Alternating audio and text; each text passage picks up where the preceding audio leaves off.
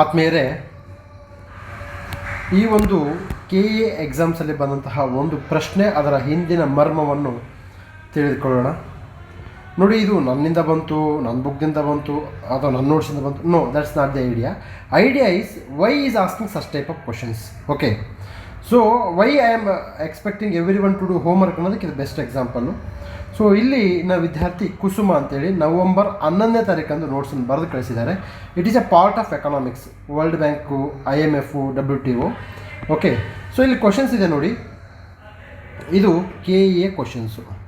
ಇಲ್ಲೇನು ಸಿಂಪಲ್ ವರದಿ, ತದನಂತರದಲ್ಲಿ ಸಂಸ್ಥೆಗಳು. ನಾನು I have told you many times, n number of times. WTO, IMF, world bank, ತದನಂತರದಲ್ಲಿ ಇಂಟರ್ನ್ಯಾಷನಲ್ ಎಕನಾಮಿಕ್ ಕೋಆಪರೇಷನ್ ಸಂಬಂಧಪಟ್ಟಂಗೆ ಓದ್ಕೊಳ್ಳಿ. UNESCO is always HYT, no doubt in that.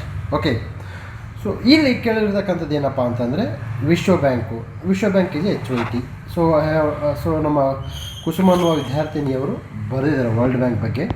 So ಇದು ವರ್ಲ್ಡ್ ಬ್ಯಾಂಕ್ ಏನಪ್ಪ, ವರ್ಲ್ಡ್ ಡೆವಲಪ್ಮೆಂಟ್ ರಿಪೋರ್ಟ್. ಸೊ ಇಲ್ಲಿ already ಕೇಳಿದ್ದಾರೆ, world WSC CSL ಕೇಳಿದ್ದಾರೆ, ಅಥವಾ UPSLೂ ಕೇಳಿದ್ದಾರೆ. World development report eligible world bank.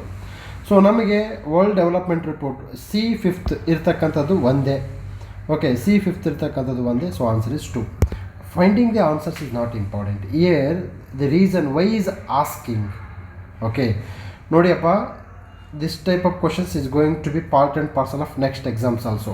KAದವ್ರು next ಬೇರೆ ಎಕ್ಸಾಮ್ಸ್ ಬರ್ತಾ ಇದೆ. KPS ಅವ್ರಿಗೆ AE ಎಕ್ಸಾಮ್ಸ್ ಇದೆ, ವೆಟರ್ನರಿ ಇನ್ಸ್ಪೆಕ್ಟರ್ ಎಕ್ಸಾಮ್ಸ್ ಇದೆ. This are all common questions. ಈಗ ನೆಕ್ಸ್ಟು ನೋಡಿ, ಕ್ವಶನ್ಸ್ ಈ ಥರ ಇರುತ್ತೆ. ಯಾವುದು ಅಂತಂದರೆ UPSC 2022 ಕೇಳಿದ್ದಾರೆ.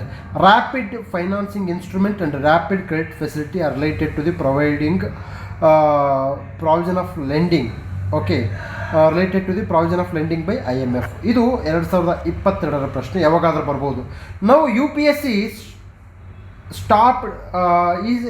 ಸೊ UPSC ಅವ್ರು ಏನು ಮಾಡಿದ್ದಾರೆ ಅಂತಂದರೆ, ಈ completely stopped asking this type of questions right now. This type of trend was present during 2017, 18, 19. Now UPSC completely made a full stop to ask this type of questions. So I am expecting you to remember and learn this type of questions. Okay na? So ಇದು reason ಏನಪ್ಪ ಅಂತಂದರೆ reports. Again ನಾನು ಪ್ರತಿ ಬಾರಿ magazine ಪಾಠ ಮಾಡ್ಬೇಕು ಹೇಳ್ತೀನಿ, ಎಲ್ಲ ವರದಿಗಳನ್ನ ಓದಬೇಡಿ ಅಂತ ಹೇಳ್ತೀನಿ. Why? This is the example. ಅವ್ನಿಗೇನು ಕೇಳಬೇಕು ಅದನ್ನೇ ಕೇಳ್ತಾನೆ, ಅದನ್ನು ಬಿಟ್ಟು ಬೇರೆ ಏನು ಕೇಳಲ್ಲ. So this is all about HYT. So these are all the HYT topics. Thank you.